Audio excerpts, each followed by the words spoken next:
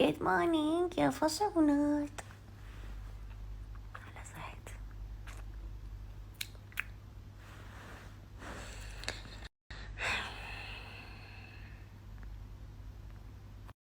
هاي فنوزة، راح أسوي شاي مغربي.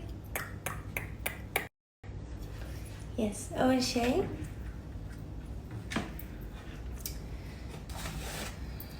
تجيبوا شاي مغربي وكمان نعناع. احنا بنحط في الشاي المغربي النعناع، اوكي؟ فطبعا راح اسوي لكم ان شاء الله احلى شاي. تمام، يلا تجهزوا معي.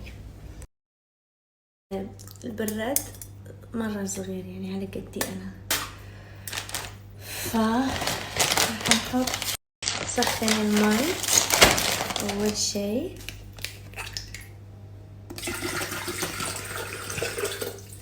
عشان لازم تسخن الماء قبل، اوكي؟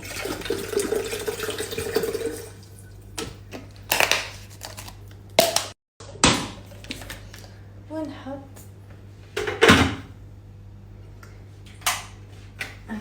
هلا بيسخن. ناخذ الشاي، اي شاي مغربي عندكم،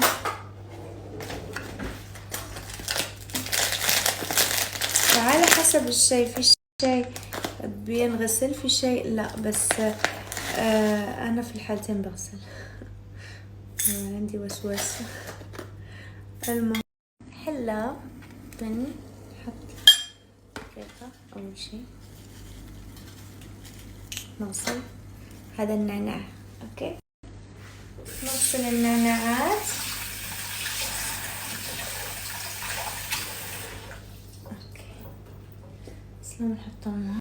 هلا بنغسل، نحط شوية ماء سخنة، شوية تسووا كده عشان شو تغسلون الشاي.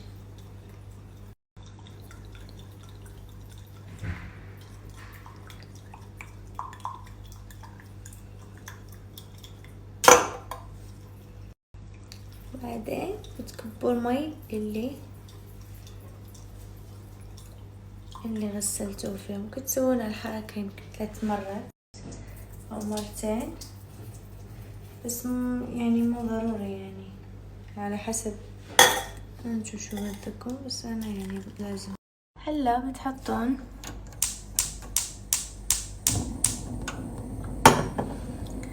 الشاي وتكبون مي،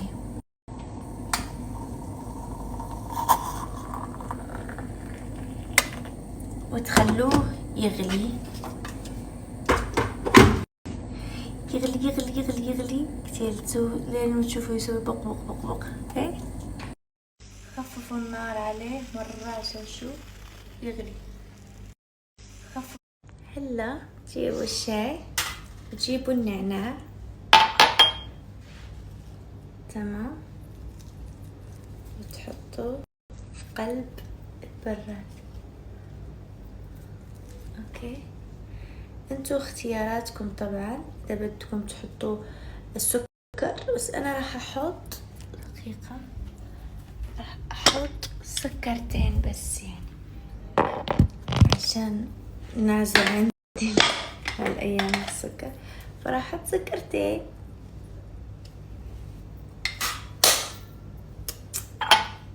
كمية.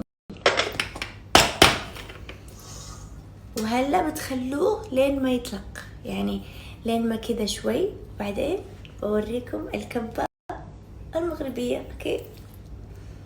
معلومة لازم تعرفوها، ما تحركوا السكر بالملعقة في الشاي المغربي. كيف تسووا؟ دقيقة.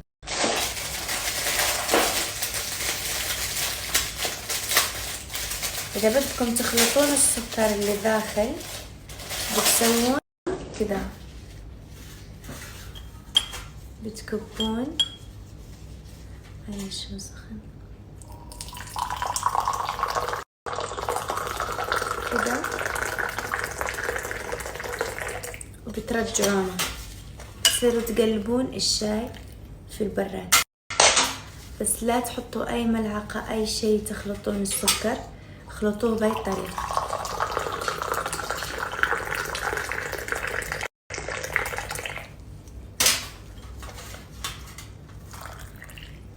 كده قلنا خلط معاكم السكر مرة حلو.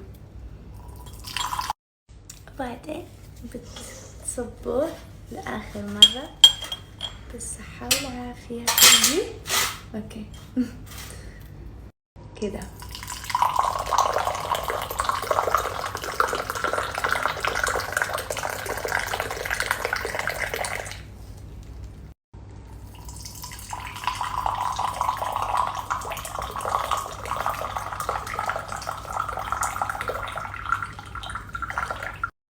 خلص. المهم لازم تصبوه لين ما تشوفوا هذا ما حيبين. المهم كده مثل رغوة فوق.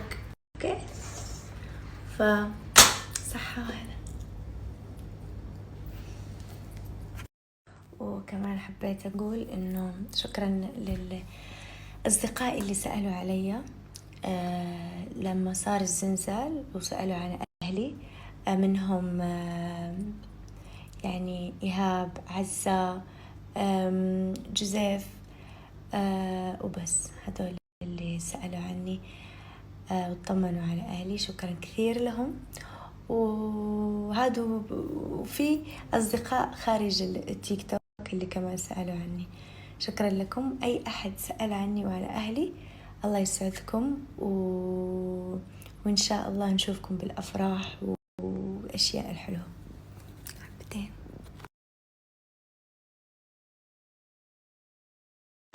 بعد الأشياء اللي كان الزلزال اللي صار في تركيا وهلا صار في المغرب، صرنا ندرك إنه أي دولة حاليا في العالم مهددة ومعرضة لأي كارثة طبيعية. فساعدوا بعض وساندوا بعض، عشان دائما كنت أقول لكم في اللايفات لا أحد يستوعب أي مصيبة أو مصائب ممكن تصيب أي أحد، أي شخص، أي دولة، أي بلد، أي شيء. فنطلب من الله السلامة وساعدوا بعض، عشان اليوم لهم بكرة لنا، وإحنا ما نعرف هذه الدنيا شو مخبية. فساعدوا بعض وساندوا بعض، واحذروا الشماتة، لأنه احذروا الشماتة لأنه الشماتة تقتل صاحبها.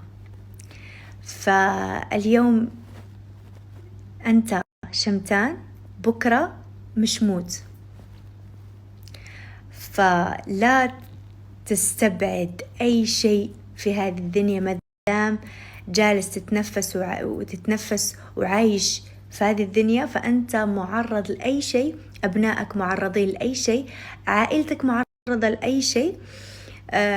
فأتمنى من الناس اللي عقولهم يعني مرة يعني تشبه أو لا أقل شيء، أقل تفكير من تفكير الحمار، لا تتشمتوا في الناس، واطلبوا السلامة ما دمتم عايشين في هذه الدنيا. وساعدوا بعض باللي تقدرون عليه. طبعا مو كلنا قادرين نسوي كل شيء، بس أقل شيء دم أصلا صحي إنك تتبرع فيه كل فترة، تتبرع بالدم. هذا شيء حلو، لا أجرا ولا إنسانيا ولا صحيا. فما راح تخسر شيء لما تتبرع بدمك من أي مستشفى قريب منك. مش ضروري يعني، بس أي مستشفى قريب منك. ما في مستشفى ترد أحد راح يتبرع بالدم، لأنه كده أنت تنفع إنسان في مكان ما. يعني تخيل أنك ساعدت دمك هذا، يمكن أنت تبرعت ورحت فساعد شخص راح يموت أو جالس ينزف. فهذا شيء مرة عظيم وصدقة جارية. وتبرع بأي شيء، أي شيء، ولو ما مش ضروري مصاري، يمكن بس يعني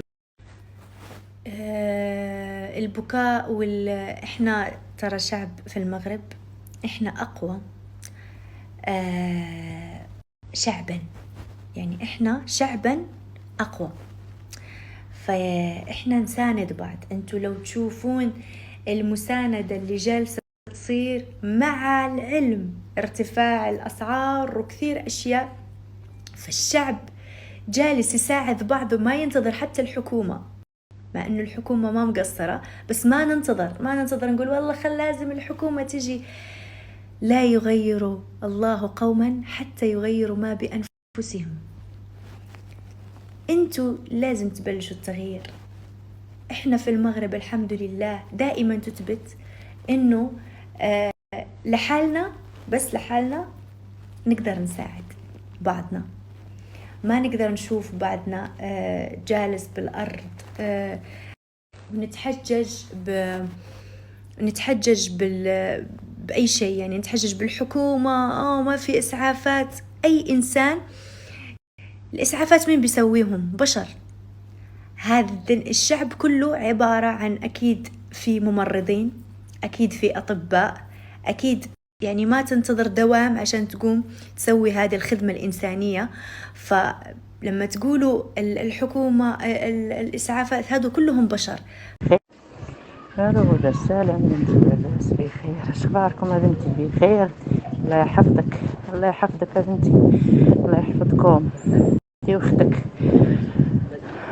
الله ييسر لكم الامور، الله يرضي عليكم. انا كنفتخر بكم يا هدى، انا كنفتخر بكم انتي واختك، انا بنتي كنفتخر بكم. الحمد لله، الحمد لله جعلكم من الذريه الصالحه، الحمد لله. انا بنتي كنفتخر بكم، الله ييسر لكم اموركم، الله يعاونكم، الله يجعل سيدي ربي يجعلوا لكم في الميزان مقبول، الله يجعلوا لكم في الميزان مقبول، الله ييسر اموركم، الله يرضي عليكم، الله يحفظكم، الله يحفظكم يا بنتي من شر الخلق، الله يحفظكم، حيت انا كنفتخر بكم. حنا والديكم كنفتخروا بكم، صدقتوا صالحين لوالديكم وعائلاتكم والشعب المغربي ديالكم، وعاونتوا فدكم، حيت انا كنفتخر بكم. حنا والديكم كنفتخروا بكم، صدقتوا صالحين لوالديكم وعائلاتكم والشعب المغربي ديالكم، وعاونتوا شر الخلق، والله يعطيكم يا بنتي منين تعطيو، والله يرزقكم يا بنتي منين تعاونوا الناس الضعفاء، الله ييسر اموركم والله يحفظكم. وانا كنفتخر بكم، وشكرا بناتي، شكرا، والله يحفظكم والله ييسر لكم اموركم، كنتم من الذريه الصالحه، الحمد لله.